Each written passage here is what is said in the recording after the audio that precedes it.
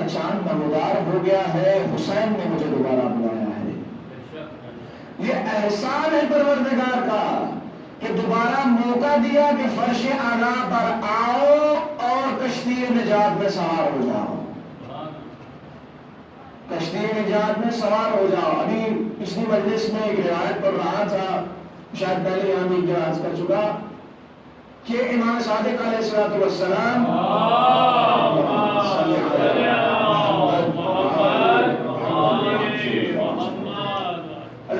امام صادق سے روایت ہے، امام علیہ السلام فرماتے ہیں کہ دنیا میں جہاں بھی کہیں فرش اعضاء بچتا ہے، جب وہ وہاں پہ عزاداری برپا ہوتی ہے تو خدا بڑے متعال ملائکہ کو حکم دیتا ہے کہ اے میرے ملائکہ دنیا کے فلاں کونے میں تشریف لے جاؤ۔ اے باری الہ کیوں چلے جائیں؟ تو جواب آتا ہے کیونکہ وہاں میرے حسین کا ذکر ہو رہا ہے۔ اور ملائکہ جب آتے ہیں اس ذکر میں شامل ہوتے ہیں، ذکر میں شامل ہونے کے بعد جب دوبارہ آسمان کی طرف پرواز کرتے ہیں تو ان کے پروں سے ایسی خوشبو آ رہی ہوتی ہے کہ باقی آسمان پہ رہ جانے والے فرشتے رش کر رہے ہوتے ہیں کہ اے ملائکہ یہ بتاؤ کہ یہ خوشبو تمہارے پروں سے آ رہی ہے یہ معطر کیسے ہوئے؟ یہ اتنی حسین خوشبو ہم نے کبھی عرش پر بھی محسوس نہیں کی۔ محمد وآل محمد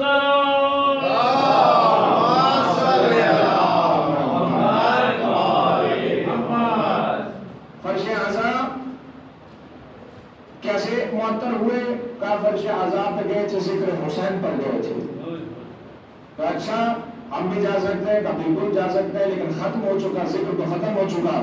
لیکن وہ ملائکہ آتے ہیں ذکر ختم ہونے کے بعد، جب میں اور آپ تمام اپنے گھروں میں چلے جاتے ہیں، وہ ملائکہ پھر بھی آ کے یہاں اپنے پروں کو بس کرتے ہیں کہ یہاں پہ رسول کے فرزند کا ذکر ہوا ہے۔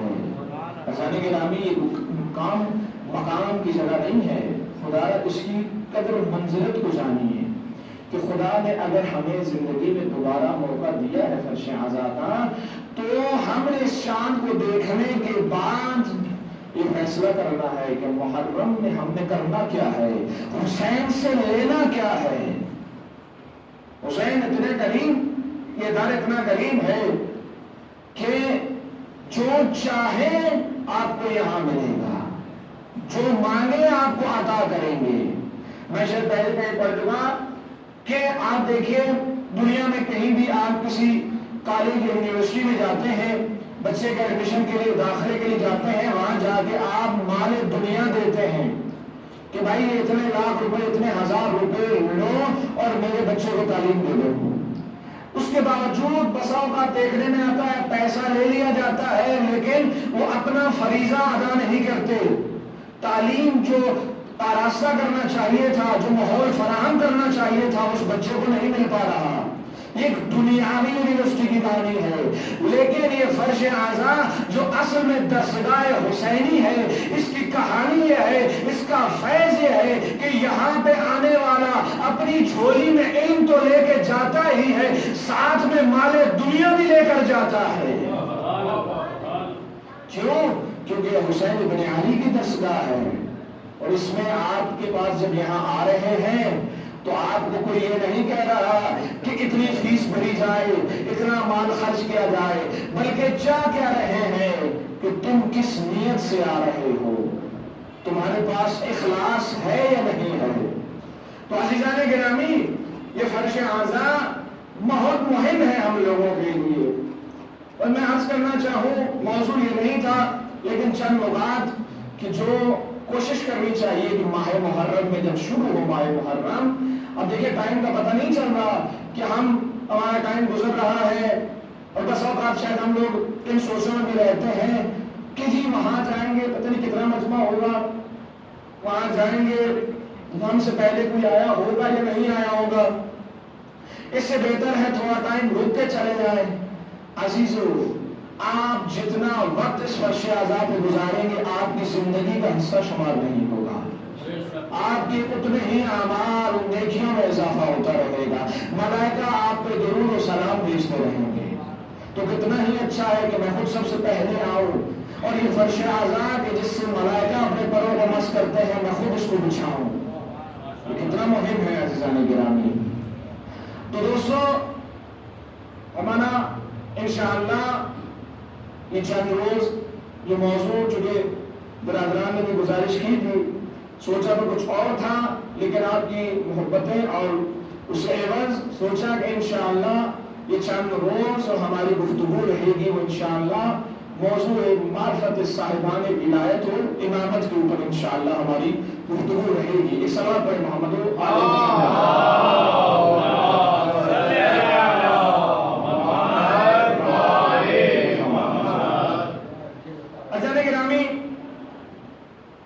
ہمارے معاشرے میں لفظ ولایت اس وقت زبان زد عام ہے، ہر بندہ اپنے آپ کو سمجھتا ہے کہ مجھ سے بڑا ولای کوئی نہیں ہے، مجھ سے بڑا ماتمی کوئی نہیں ہے، مجھ سے بڑا عاشق حسین بن علی اور شیعہ علی بن ابی طالب کوئی نہیں ہے۔ لیکن کیا حقیقت میں ایسا ہے یا ولایت کے تقاضے کچھ اور ہیں؟ عزیزان گرامی خود کلمہ ولایت کے معنی عربی لغت میں کسی چیز کے ساتھ آنے کے ہیں، مثلا تقوی کے ساتھ پرہیزگاری، عبادت کے ساتھ زہد و خوشنودی۔ اگر میں آج کے دور میں اپنے آپ کو علی والا اور صاحب ولا کہہ رہا ہوں تو پھر ضروری ہے کہ اگر میں زبان سے اپنے آپ کو ولایت علی ابن ابی طالب کا پرچار کرنے والا کہہ رہا ہوں تو پھر ساتھ میں وہی چیز میرے عمل میں بھی نظر آنی چاہیے، میرے عمل میں بھی پھر نظر آنا چاہیے کہ صاحب ولایت ہے، یہی بھی ولایت کو ماننے والا ہے۔ جیسا کہ عرض کیا عربی میں معنی ولایت ہے کسی چیز کے ساتھ آنے کے، تنہا قابل قبول نہیں ہے۔ عزیزان گرامی ایک آیہ مجیدہ نے جو انتخاب کیا ہے کہ قرآن مجید میں خدا متعال فرما رہا ہے وَجَعَلْنَاهُمْ آئِمَةً، آپ تمام کے ذہنوں میں انشاءاللہ چونکہ صاحبان مجلس اعضاء ہیں، فرش اعضاء کو بچپن سے آتے رہے ہیں اور قرآن سے وابستہ لوگ ہیں، ذہنوں میں یہ آیت ہوگی کہ جس کا ترجمہ یہ ہے کہ ہم نے ان کو امام بنایا، خدا نے امام بنایا، وَجَعَلْنَاهُمْ آئِمَةً، ہم امام بناتے ہیں۔ چھوٹا سا آیت کا ترجمہ بڑا ہی مختصر انداز میں معلوم یہ ہوا، جب آیت کو ہم نے پڑھا تو معلوم یہ ہوا کہ جو امام ہے، امام بمعنی رہنما، رہبر، رہنمائی کرنے والا، لیکن ہماری خوش قسمتی ہے کہ ہمیں خدا نے ایک نہیں 14 ہادی عطا کیے ہیں، یہ ہماری خوش قسمتی ہے، یہ مکتب فقہ جعفریہ کے اوپر خدا کا احسان ہے کہ آپ کو 14 ایسے ہادی، رہبر اور رہنما عطا کیے کہ کسی ایک کا بھی اگر دامن تھام لیا جائے تو ہم کشتی نجات کے سوار ہو جائیں گے۔ محمد وآل محمد صلوات۔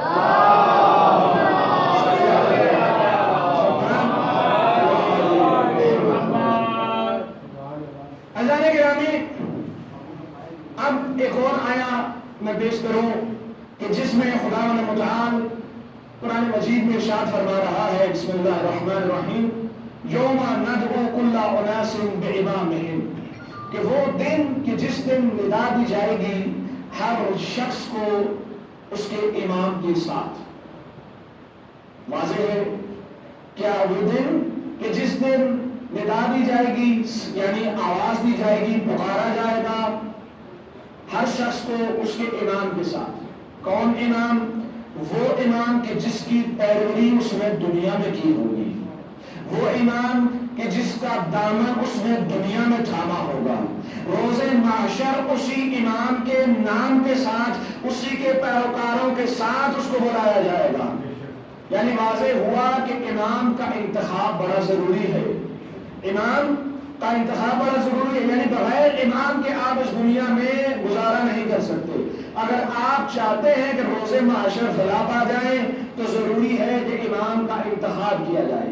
ایک امام راہبر ہادی کا ہونا ضروری. صلوات پڑھیں محمد علیہ.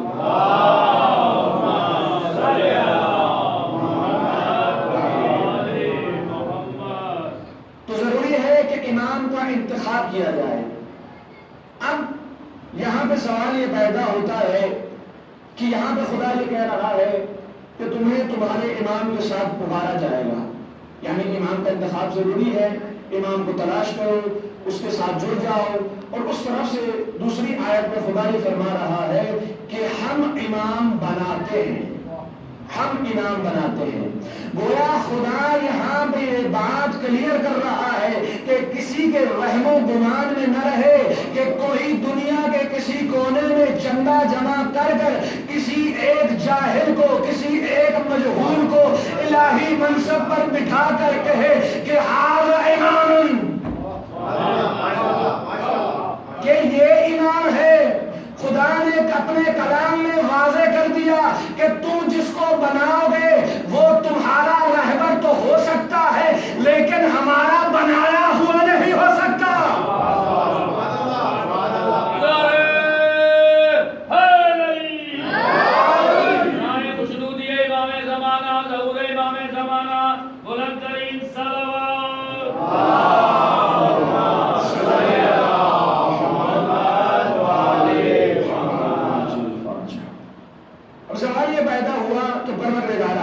تو یہ بات تو واضح کر دی کہ امام تو ہی بناتا ہے، یہ الہی منصب ہے، ہم خود نہیں بنا سکتے. لیکن اس کی وجہ کیا ہے؟ ایسا کیوں ہے کہ بھائی اس امام نے ہمارے درمیان زندگی کرنی ہے، اس امام نے رہنا ہمارے درمیان ہے، تو کیا ہی اچھا ہوتا کہ ہم خود اپنی مرضی سے کسی کو بنا لیتے؟ سوال آئے گا ذہنوں میں. تو فوری کیا جواب آئے گا کہ اے احمد ذرا سمجھ، اگر تو خود بنائے گا تو اپنے جیسا بنائے گا. کاش میں سمجھا پاؤ کہ اگر تو بنائے گا اپنے جیسا بنائے گا. پر ٹھیک ہے، کیا مسئلہ؟ اگر میرے جیسا ہوا تو بنا لیا، کوئی مسئلہ تھوڑی ہے. کہا نہیں، اگر تیرے جیسا ہوگا، نفسانی خواہشات کا پیروکار ہوگا، کبھی کسی مسئلے کو بھول جایا کرے گا، کبھی کسی میدان سے فرار کر جائے گا، کبھی اپنی ذاتی خواہش پوری کرنے کے لیے کسی جاگیر پر قبضہ کر لے گا.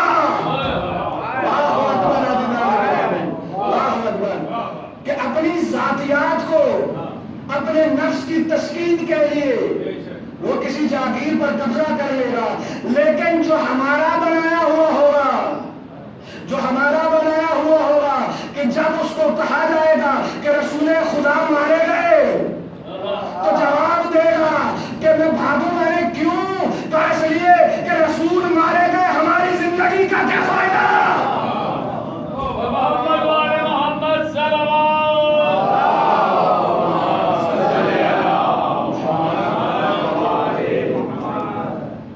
اگر ہمارا بنایا ہوا ہوگا تو کوئی مسئلہ بھول جائے گا، لیکن جب خدا کا بنایا ہوا ہوگا تو کوفہ کے منبر پر ٹھوک کے کہے گا کہ سلونی سلونی قبل تفقدونی، کہ یا ایھا الناس سن لو اور آؤ مجھ سے پوچھو کہ میں زمین سے زیادہ آسمان کے راستے جانتا ہوں. سبحان اللہ، سبحان اللہ. صلوات پڑھیں محمد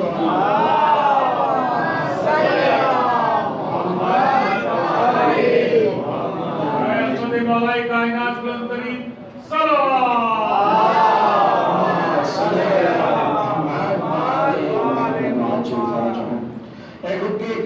صلوات کے حوالے سے ایک چیز عرض کر دوں عزیزان گرامی. شاید آپ کے ذہنوں میں یقیناً ہوگا کہ جب رسول تمام صلی اللہ علیہ وسلم صلاۃ پڑھنا ہوگا،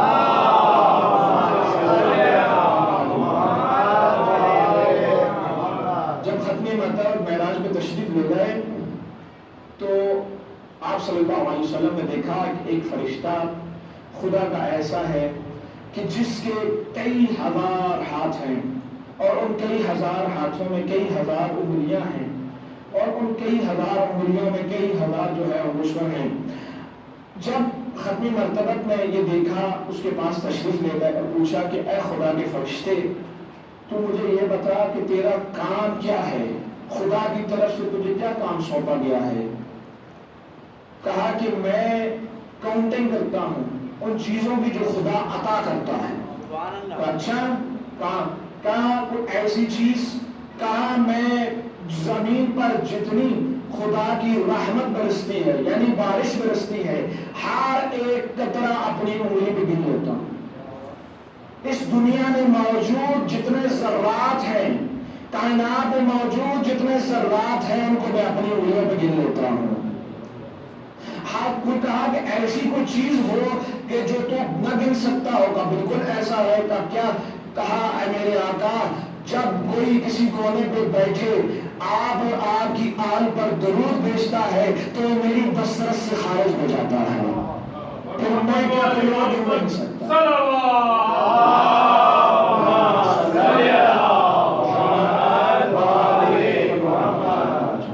تو عزیزان گرامی، اندر رہا تھا کہ آیا میں خدا کہہ رہا ہے وجعلنا محمدن، ہم امام بناتے ہیں۔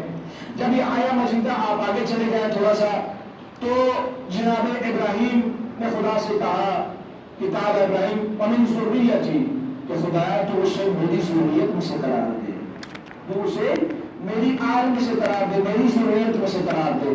فوری خدا کا جواب آیا کہ ہمارا عہدہ ظالموں کے لیے نہیں ہے۔ سبحان اللہ، ماشاءاللہ۔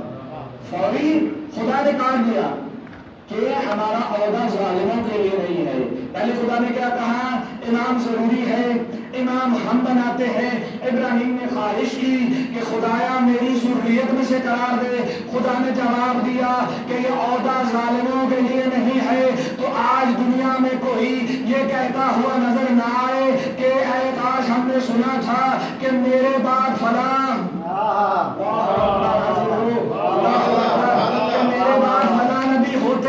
تو کیسے نبی ہوتے کہ جب خدا کہہ رہا ہے کہ ہمارا عہدہ ظالموں کے لیے نہیں ہے۔ ایک سلام پڑھیں۔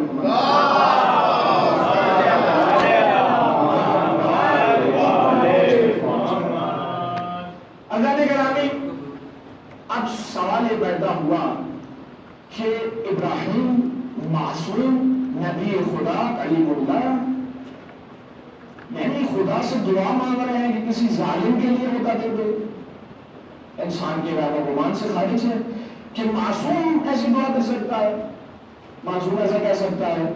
پاسدار گرامی، اس کو سمجھنے کے لیے ضروری ہے کہ انسان ظلم کی اقسام کو سمجھے کہ ظلم ہے کیا۔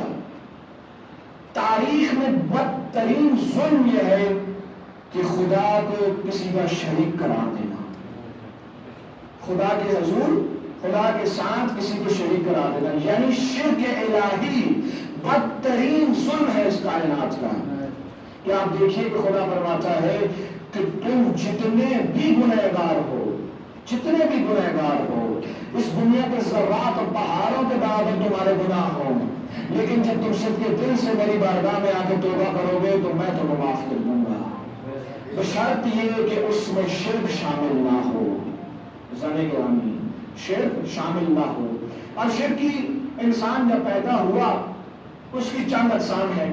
پہلا، وہ دنیا میں پیدا ہوا مواحد تھا، یعنی کہ خدا کو ماننے والا تھا، مرا تب بھی یہ خدا کو ماننے والا تھا۔ پھر ایک انسان پیدا ہوا مشرک تھا، مرا تب بھی مشرک تھا۔ تیسری، ایک انسان پیدا ہوا تو مشرک پیدا ہوا، مرا تو مواحد مرا۔ ایک مواحد پیدا ہوا اور آخر میں مشرک مرا۔ آپ عزیزان گرامی، اس آیا کی ذیل میں اگر ہم گفتگو کریں تو آپ دیکھیے، اس سے پہلے اگر عرض کر دوں کہ آپ یہ دیکھیے کہ جناب ابراہیم جب یہ گفتگو کر رہے ہیں، جناب ابراہیم اپنے سن کی انتہا کو پہنچ چکے ہیں، یعنی اپنے بڑھاپے میں ہیں اور یہ خدا سے یہ گفتگو کر رہے ہیں۔ اب ہمارے ذہنوں میں یہ سوال آئے گا کہ ابراہیم کی وحدانیت اور توحید کے اوپر شاید ابراہیم تھوڑے سے جو ہے کمزور تھے توحید میں، یا اس طرح سے نعوذ باللہ من ذالک۔ عزیزان گرامی، جب 16 برس کے جناب ابراہیم تھے، اکیلے عالم توحید لیے نمرود سے ٹکرا رہے ہیں، اکیلے تنہا، پوری کائنات ایک طرف، ابراہیم ایک طرف۔ ایک روایت ملتی ہے کہ جب جناب ابراہیم کو آگ میں ڈالنے جا رہے، آگ اس قدر سنگین تھی کہ اگر اوپر سے کوئی پرندہ پرواز کر جائے تو جل کر راکھ ہو جائے۔ اب جب جناب ابراہیم کو لے جایا جا رہا ہے تو فرشتہ آیا، اس نے کہا کہ ابراہیم اگر آپ کہیں تو ہم آپ کی مدد کریں، آپ کہیں تو ہم آپ کی مدد کریں۔ جناب ابراہیم نے کہا کہ مدد نہیں چاہیے ہے، کچھ اور معاملے کوئی حاجت ہو کا کوئی حاجت نہیں ہے، جس سے حاجت ہے وہ جانتا ہے کہ کیا چاہیے ہے۔ یعنی توحید، یہ توحید ابراہیم ہے کہ 16 برس کا نوجوان عزیز ہو اور اس کا مقام توحید کیا ہے، سمجھیے عزیزان گرامی کہ یہ عالم ہے۔ اب انسان سوچتا ہے کہ انسان اکیلا ہو اور پوری دنیا اس کے مخالف ہو تو کیسے ممکن ہو سکتا ہے ایسا ہو جائے؟ تو عزیزان گرامی جب انسان اپنی زندگی کو خدا کے حوالے کر دیتا ہے، جب اپنی زندگی کو انسان خدا کے سپرد کر دیتا ہے، یعنی انسان جب کوئی قدم بھی اٹھاتا ہے تو یہ دیکھتا ہے کہ خدا راضی ہے یا نہیں ہے، جب کوئی قدم اٹھاتا ہے تو دیکھتا ہے حجت خدا راضی ہے یا نہیں ہے، تو تب انسان کی حاجت روائی ہوتی ہے، الہی مدد مل جاتی ہے۔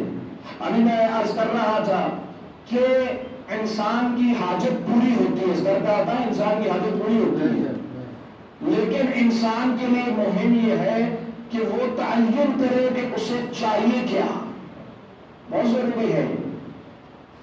بڑا قیمتی فرش اعلیٰ ہے، بڑی مہم جگہ ہے اور یہاں آپ نے سب کچھ حاصل کر لینا ہے۔ کہیں ایسا نہ ہو کہ آپ اس فرش اعلیٰ پر آ کر کوئی بہت معمولی سی حاجت طلب کر رہے ہیں، یعنی ایک ایسی حاجت کہ جو ان کے شایان شان نہیں ہے، ایک ایسی حاجت جو دنیاوی ہے۔ کیا ہی اچھا ہو انسان تعین کرے کہ اے میرے مولا و آقا مجھے یہاں بھی آپ کی شفاعت چاہیے ہے، وہاں بھی آپ کی شفاعت چاہیے ہے۔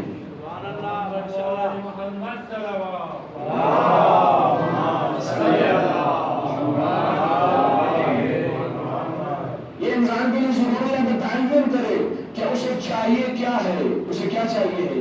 ایک بزرگ خطیب آیت اللہ تہرانی اپنی کتاب میں لکھتے ہیں کہ ایک خطیب جو بہت مشہور و معروف تھے، وہ اپنی مجلس بہت بڑی بڑی جگہوں پہ جا کے مدارس پڑھا کرتے تھے، اور ایک دن وہ خواب میں دیکھتے ہیں، عالم خواب میں دیکھا کہ روز محشر ہے اور رسالت مآب کھڑے ہیں اور جو لوگ بہشت میں داخل ہو رہے ہیں رسالت مآب حوض کوثر سے ان کو سیراب کر رہے ہیں۔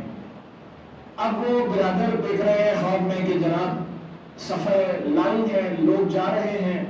اب جب ان کی باری آئی، یہ پہنچے، سلام کیا اور کہا یا رسول اللہ میں آپ کی جد کا بہت بڑا ذاکر رہا، دنیا میں بہت بڑا خطیب رہا، میں نے بڑا ذکر کیا ہے بڑی بڑی جگہوں پہ، تو میرا نمبر تو سب سے پہلے بنتا ہے، میرا تو حق زیادہ بنتا ہے۔ تو رسول خدا نے فرمایا کہ جس لیے تم ذکر کرتے تھے کہ دنیا میں ہم نے تمہیں عطا نہیں کیا؟ کہا بالکل۔ کہا کس لیے؟ کہا تمہیں شہرت چاہیے تھی؟ کہا بالکل۔ کہا کہ شہرت عطا نہیں کی؟ کہا بالکل کی۔ کہا تمہیں دولت چاہیے تھی، کیا دولت نہیں ملی؟ کہا بالکل ملی۔ تو کہا اب اور کیا چاہیے؟ تمہیں جو چاہیے تھا دنیا میں عطا کر دیا۔ جس ذکر پہ جا کر تم نے جو نیت کی وہ تمہیں وہاں مل چکی، یہاں تم خالی ہاتھ ہو۔ تو عزیزان گرامی یہ لمحہ فکریہ ہے کہ اس فرش عذاب جب میں آیا ہوں تو میں نے مانگنا کیا ہے؟ میں نے صرف دنیا مانگنی ہے یا اپنی آخرت کے لیے بھی کچھ حاصل کرنا ہے؟ کیونکہ حسین ابن علی کشتی نجات ہے، آپ کو خدا سے جوڑنے آ رہے ہیں۔ عزیزان گرامی تعین کر لیا جائے کہ میں فرش عذاب پہ جا رہا ہوں، مولا میں آپ کی مجلس پہ آیا ہوں، مجھے آپ سے یہ چاہیے ہے، مجھے آپ سے آخرت چاہیے ہے، مجھے آپ سے آپ کی قربت چاہیے ہے، مجھے آپ سے شفاعت چاہیے ہے۔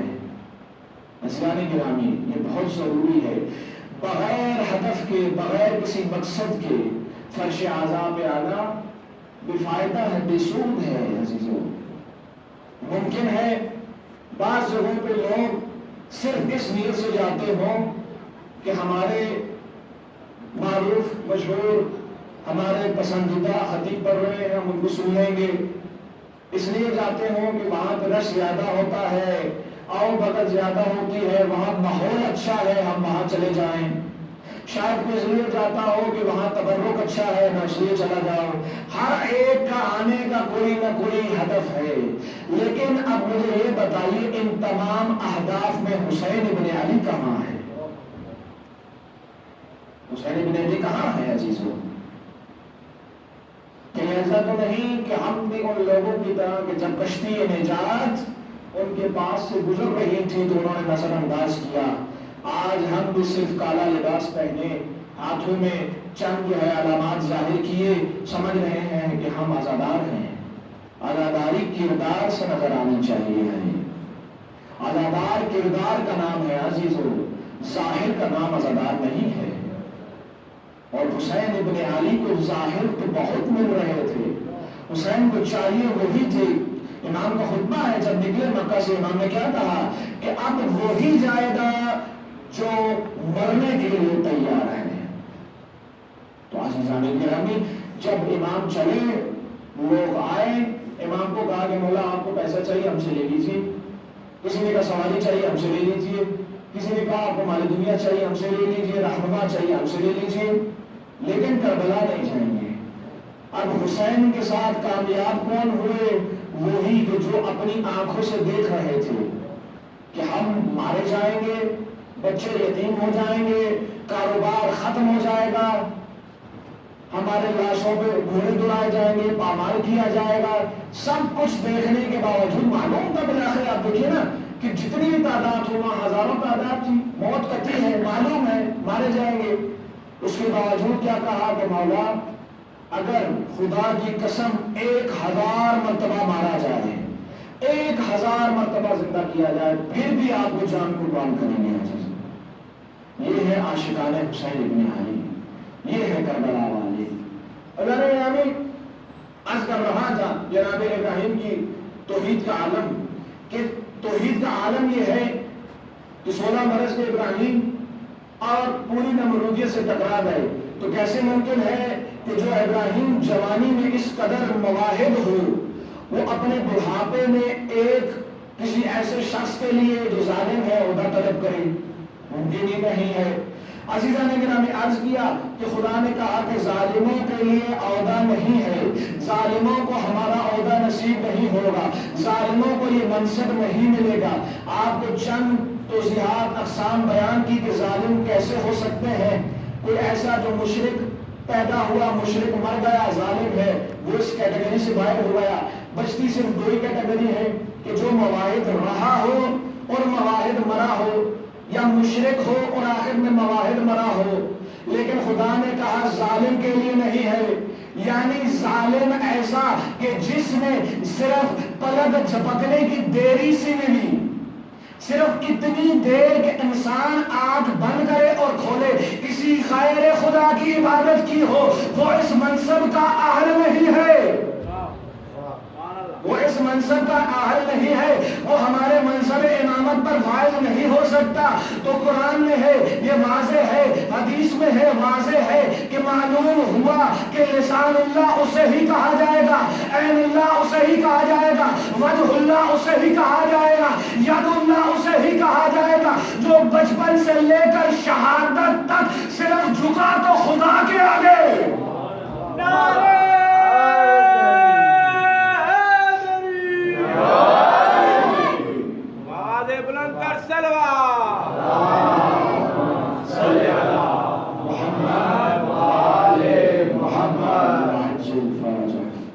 تو عزیزان گرامی، یہ منصب الہیہ ہے، یہ منصب الہی ہے۔ اس منصب پر صرف وہی فائز ہو سکتا ہے کہ جو نفس پیغمبر ہے، جو بعین ہی پیغمبر ہے۔ زندگی نہیں تو انشاءاللہ عرض کروں گا کہ نفس زمانہ کیا، میں بس 2 جملے اور عرض کر دوں غیر پہ کہ آپ دیکھیے کہ جب علی علیہ السلام کو رسول خدا نے پکارا تو کیا کہا کہ یہ میرا نفس ہے، یہ میرا بھائی ہے، یہ میرا خون ہے، یہ نہیں کہا کہ علی تمہارا خون میرا خون ہے. اللہ اکبر عزیزو، کاش آپ بیدار ہو اور آپ کو احساس ہو کہ خدا کے رسول نے یہ نہیں کہا کہ علی تمہارا خون میرا خون ہے، یہ نہیں کہا کہ علی تمہارا نفس میرا نفس ہے، بلکہ یہ کہا میرا نفس تمہارا نفس ہے، میرا خون تمہارا خون ہے. انشاءاللہ بیان کروں گا کہ اس کی وضاحت و بلاغت انشاءاللہ اپنے چند مجالس میں. آپ دیکھیے کہ جو لوگ معرفت امام کو پہچان پائے، اطاعت امام تک پہنچ پائے، وہی لوگ کربلا میں کامیاب ہوئے، وہی لوگ کربلا میں کچھ حاصل کر گئے، انہی لوگوں کو کچھ عطا ہوا ہے عزیزوں. بس وقت تمام ہوا، چند جملے مصائب کے. اللہ نے گرامی انسان کی زندگی میں خدا متعال اسے چند مقامات پر آزماتا ہے. بسا اوقات اب دیکھیے کہ امام، ہم سمجھتے ہیں کہ امام اس منصب کے اہل تھے، امام کو یہ منصب نہیں ملا. ٹھیک ہے ظاہری طور پہ لوگ قابض ہو گئے، معاملات